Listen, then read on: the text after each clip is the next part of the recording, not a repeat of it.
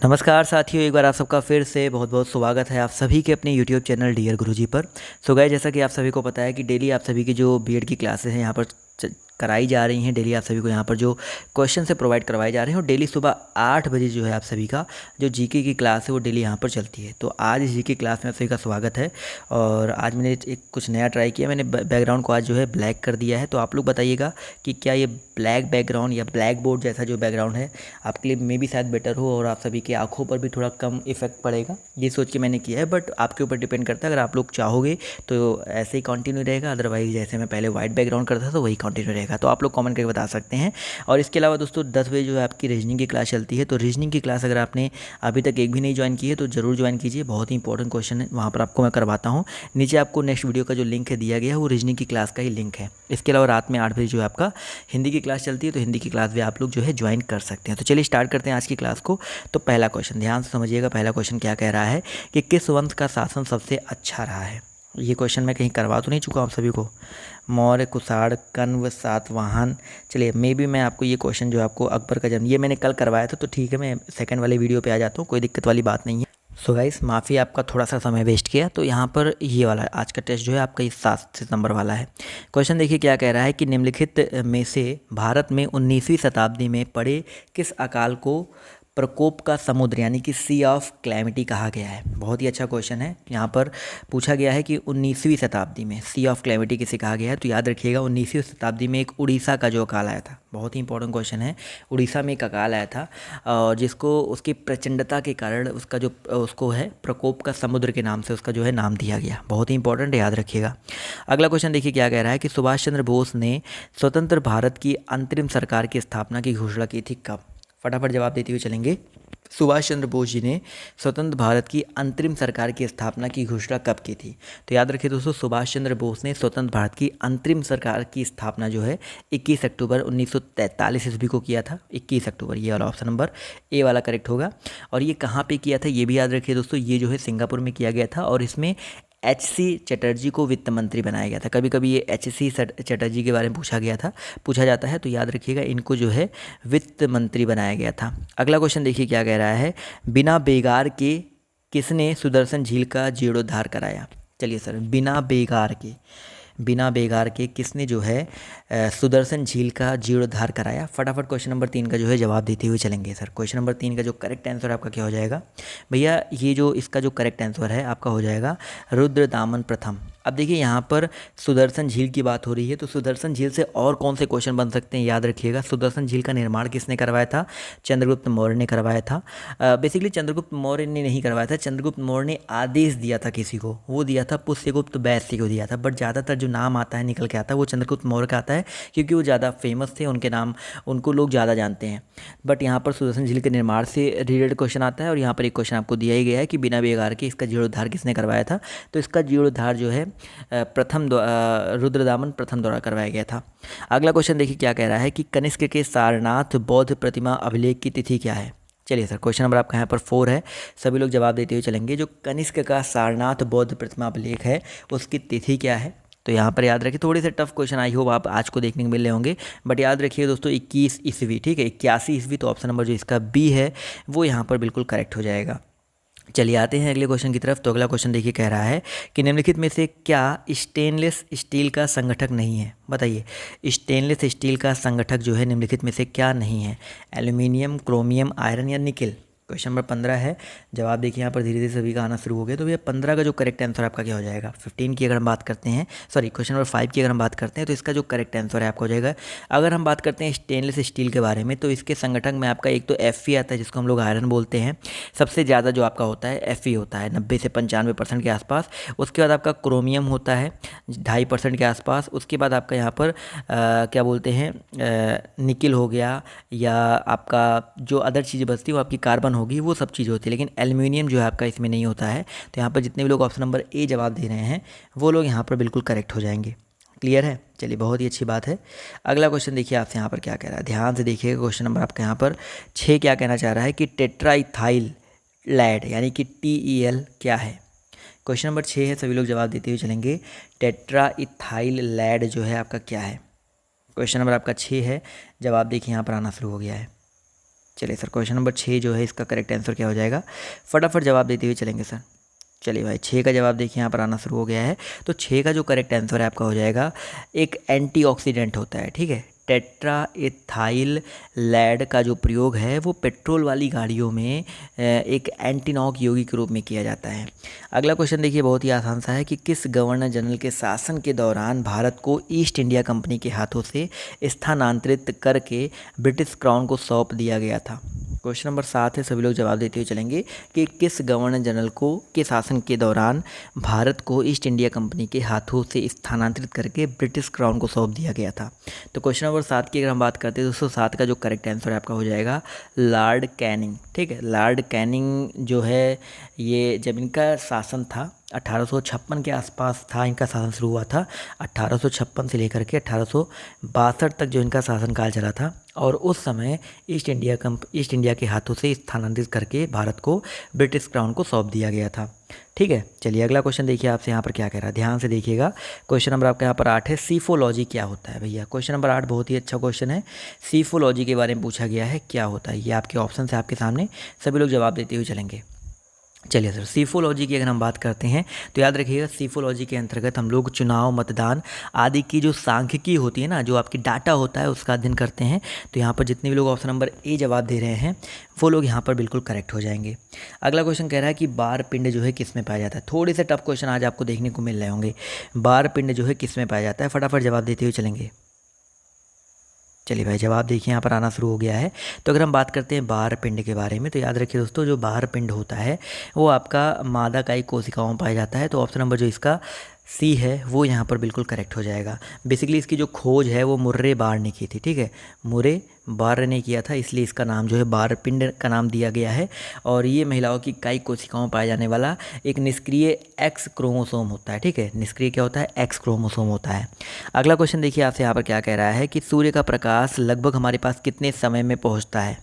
सूर्य का जो प्रकाश है लगभग हमारे पास जो है कितने समय में पहुँचता है, आपको ये बताना है। चलिए सर, क्वेश्चन नंबर आपके यहाँ पर 10 है, जवाब देखिए आना शुरू हो गया है। तो 10 का जो करेक्ट आंसर है आपका क्या हो सकता है। तो 10 की अगर हम बात करते हैं दोस्तों, 10 का जो करेक्ट आंसर आपका हो जाएगा लगभग 8 मिनट में। एग्जैक्ट की बात करते हैं तो 500 सेकंड या 8 मिनट 18 सेकंड में पहुँचता है, बट यहाँ पर लगभग 8 मिनट दिया गया है। तो लगभग 8 मिनट जो है यहाँ पर बिल्कुल करेक्ट आंसर हो जाएगा। अगला क्वेश्चन देखिए आपसे यहाँ पर क्या रहा है कि चारों वेदों में सबसे प्राचीन वेद कौन सा है। ये तो मैं आपको बता ही चुका हूँ, चारों वेदों में सबसे प्राचीन वेद जो है आपका कौन सा है। फटाफट जवाब देते हुए चलेंगे सर। क्वेश्चन नंबर आपका जो 11 है, इसका करेक्ट आंसर क्या हो जाएगा। तो 11 की अगर हम बात करते हैं दोस्तों, 11 का जो करेक्ट आंसर है आपका हो जाएगा चारों वेदों में जो आपका ऋग्वेद होता है, सॉरी ऋग्वेद, यजुर्वेद और अथर्व और साम में जो ऋग्वेद आपका होता है, ये आपका सबसे प्राचीन वेद होता है, ठीक है। अगला क्वेश्चन देखिए आपसे यहाँ पर क्या कह रहा है कि इंटर सर्विसेज इंटेलिजेंस यानी कि ISI जो है वो किस देश की गुप्तचर संस्था है। बताइए सर। ISI सभी को पता है भाई, ISI और रॉ दो है ना। ISI जो होता है वो पाकिस्तान का होता है और रॉ जो होता है आपका इंडिया का होता है, ठीक है। रिसर्च एंड एनालिसिस विंग जो होता है भारत का होता है। मोसाद कभी कभी पूछा जाता है, मोसाद कोई बताएगा सर मोसाद कहाँ का होता है। मोसाद जो है आपका इजराइल का है।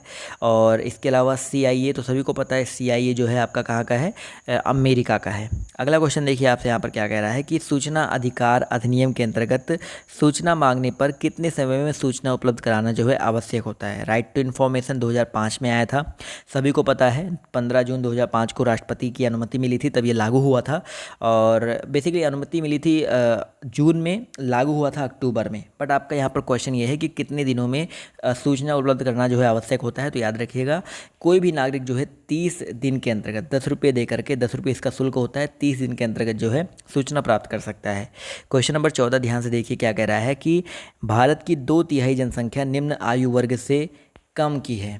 बताइए सर, भारत की जो 2/3 जनसंख्या है किस आयु वर्ग से कम की है। 30 साल, 35 साल, 40 साल या 45 साल। तो याद रखिए दोस्तों, भारत की जो 2/3 जनसंख्या है वो 35 साल से कम की जनसंख्या है। तो यहाँ पर ऑप्शन नंबर जो इसका बी है वो यहाँ पर बिल्कुल करेक्ट हो जाएगा।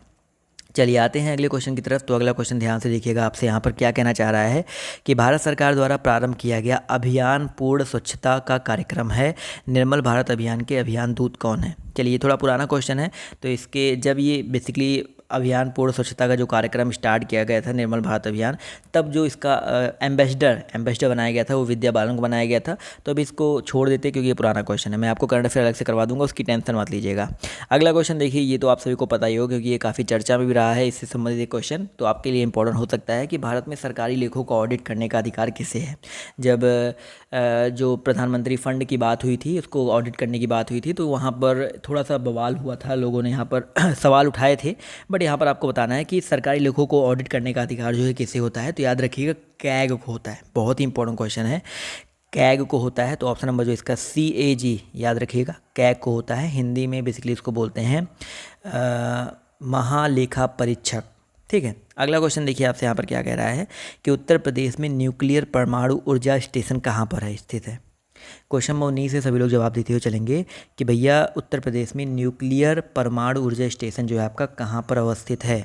18 नंबर क्वेश्चन का जवाब देखिए आना शुरू हो गया है। तो याद रखिएगा नरौरा में। तो यहाँ पर जितने भी लोग नरौरा जवाब दे रहे हैं वो लोग यहाँ पर बिल्कुल करेक्ट हो जाएंगे।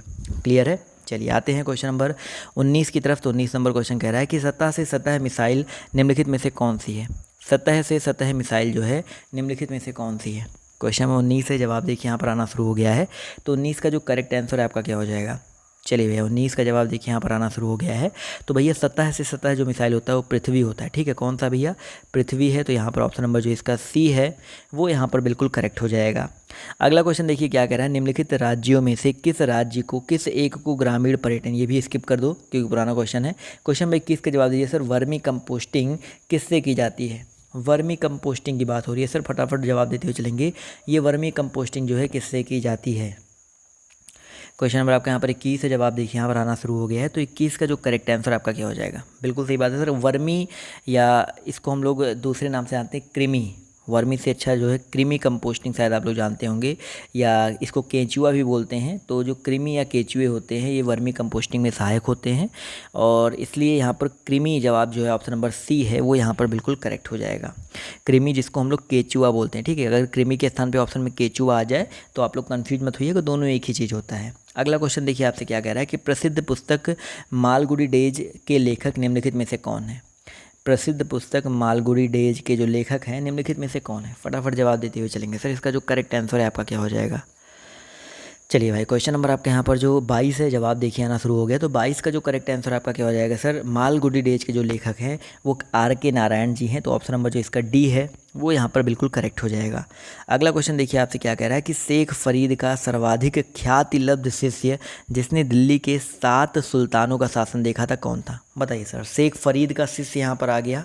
आपको बताना है कि वो कौन सा सुल्तान बेसिकली शिष्य था शेख फरीद का जिसने दिल्ली के 7 सुल्तानों का शासनकाल देखा था। चलिए सर जवाब देखिए यहाँ पर आना शुरू हो गया। तो याद रखिएगा निजामुद्दीन औलिया। जितने भी लोग जवाब दे रहे हैं निजामुद्दीन औलिया वो लोग यहाँ पर बिल्कुल करेक्ट हो जाएंगे। अगला क्वेश्चन देखिए कह रहा है कि दार उल उलूम की स्थापना की थी।